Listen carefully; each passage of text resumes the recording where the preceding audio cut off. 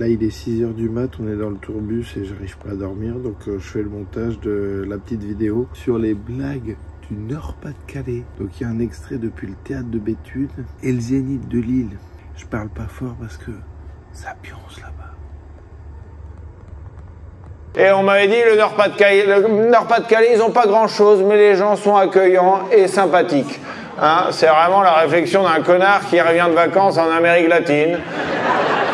Alors moi, j'ai comme mission de faire des blagues locales. Voilà, les autres, ils vont être là, ils répètent la même chose chaque soir. Moi, j'ai écrit des blagues locales. J'ai essayé de les apprendre, mais je suis allé me balader pour les apprendre. Et sur le chemin, je suis tombé sur le badass. Donc voilà, j'ai bien révisé les bières, les blagues beaucoup moins. Hein. Et on voit qu'il y a un truc qui est très pratique au badass, c'est que tu sors du badass, 5 mètres plus loin, tu as un laboratoire d'analyse médicale. Donc c'est quand même vachement pratique si tu veux te faire diagnostiquer la cirrhose, tu as juste 5 mètres à faire. Tu arrives, tu es peinté jusqu'à la gueule, ils te donnent le petit flacon pour mettre ton échantillon d'urine, toi tu es là, mets-moi une pinte, mets-moi une pinte. Et devant le bar, il y avait un rack à vélo. Et ça m'a fait marrer parce que le rack à vélo, il est sponsorisé par la bière Triple Lefort. C'est quand même le vélo, c'est la santé. Hein? Et ben c'est sponsor par une bière à 10 degrés. Hein? Je suis pas passé devant l'hôpital de Béthune, mais à mon avis, il est sponsor par la 8-6 ou Jupiler. Non, qu'est-ce qu'on a fait d'autre? Non, votre spécialité, c'est le Welsh. C'est bon le Welsh, mais c'est costaud. Hein, ça tient au corps. Ce que je veux dire, c'est que tu bouffes pas un Welsh du midi. Hein, tu bouffes un Welsh le midi, tu poses un RTT, quoi. Non, mais faut pas prendre une grande décision après avoir bouffé un Welsh, quoi. C'est comme la raclette ou le buffet à volonté, tu sers à rien. Moi, je pense que pour la dissolution de l'Assemblée nationale, Macron, il était au Touquet. Il a bouffé un Welsh le midi. Et l'après-midi, il était sur son canapé comme une loutre, il a fait « on dissout, Brigitte, on dissout ». Là, il n'y a pas d'autre possibilité.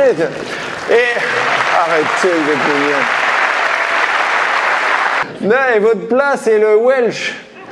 Le plat principal, c'est le Welsh, la boisson, c'est la bière. Tu dis, bah, je comprends que l'humoriste le plus connu de Lille, ce soit Aymeric Lompré. Tiens, dans ton cul, Jérémy Crédville. Bah, en même temps, c'est raccord, tu vois.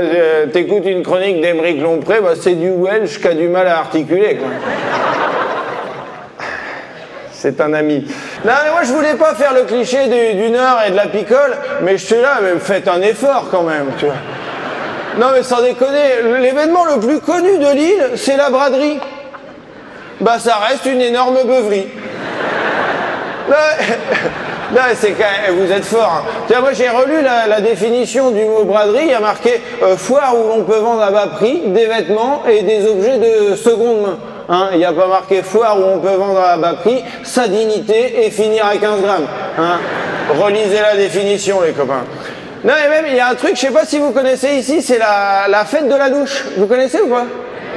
Ouais, c'est quand même extraordinaire. Hein. C'est, tu bois de la soupe et tu fais la fête. Ça veut quand même dire que dans le Nord, t'as 3 carottes et une courge. Tu la fous au mixeur et t'es là, est-ce que ce serait pas l'occasion parfaite de s'en coller une? Là, vous êtes extraordinaire.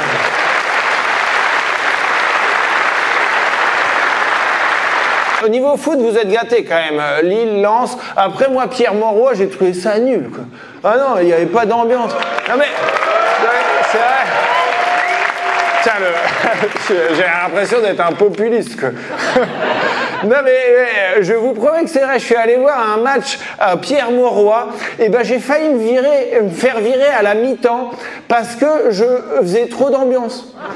Non mais je vous promets que c'est vrai, il y avait 4 vigiles autour de moi, ils m'ont dit non, faut rester assis, faut pas crier trop fort. J'étais, attends, si c'est moi le hooligan le plus méchant. Ça, genre, je sais pas, à un moment, tu pètes un câble, tu montes sur scène, tu me mets une droite, là, bon, bah, voilà, le temps que je me défende, tu seras déjà chez toi en train de te brosser les dents, tu vois. Ouais, ça va, quoi. Alors qu'à Lens, bon, bah, là, tiens, à Lens, arrêtez, on a l'impression que je suis en train de vous sucer, là. Non mais c'est vrai, on m'avait dit, tu verras à Bollard, à la mi-temps, les corons, là, quand ils chantent les corons, tu vas avoir les poils, tu vas avoir envie de chialer. Et c'est vrai que moi je suis pas du tout supporter de Lens, mais à la mi-temps j'étais là, honneur, c'était les corons. Et là, juste à côté de moi, il y avait un supporter de Lens qui était en train de chialer. Et je lui dis, mais c'est quand même énormément d'émotion. Il me dit, non, non, c'est pas ça, c'est que tu chantes vraiment très très près de mon oreille. Là, en parlant de chanteurs, et de chanteuses, il y a Louane, elle vient du Nord. Ouais, et elle va représenter la France à l'Eurovision. Alors regardez pas, elle va perdre, hein, voilà. Non mais c'est pas Louane, c'est juste que la France ne gagne jamais, hein. Et c'est marrant parce que Louane, elle chante bien et elle a été connue dans un rôle au cinéma parce qu'elle était dans une famille de sourds. Et tu te dis, la vie est mal faite quand même. Elle chante bien, elle est dans une famille de sourds, alors que la famille d'Ariel Dombal a une très bonne audition, hein.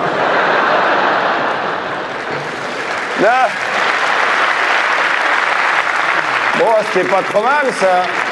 Pour avoir révisé ça au badass, je trouve que vous êtes plutôt gâtés, moi.